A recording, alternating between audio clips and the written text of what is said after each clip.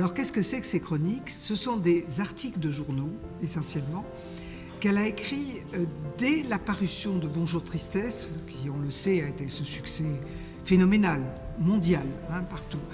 Et à ce moment-là, elle a été sollicitée par toutes sortes de journaux, aussi bien l'Express que Vogue, que Elle, que toutes sortes de journaux, pour écrire des articles sur plein de sujets.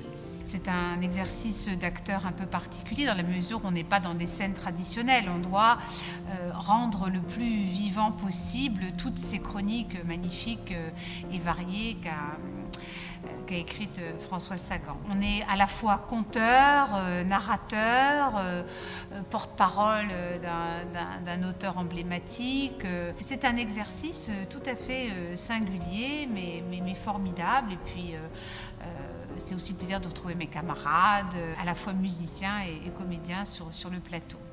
Les gens arrivent masqués, un peu à tâtons, parce qu'ils n'avaient plus l'habitude d'aller au théâtre. Et ils arrivent un peu comme dans une arène, puisque c'est une version cabaret, quand les gens sont au milieu des tables, donc on leur parle, on est un peu frontaux avec eux.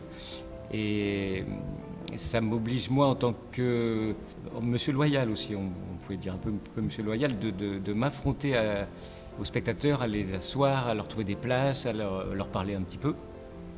Et ce qui n'est pas très évident à faire pour quelqu'un d'assez timide comme moi à la base. C'est particulier. C'est pas un spectacle où on rentre, on est un personnage et tu vois.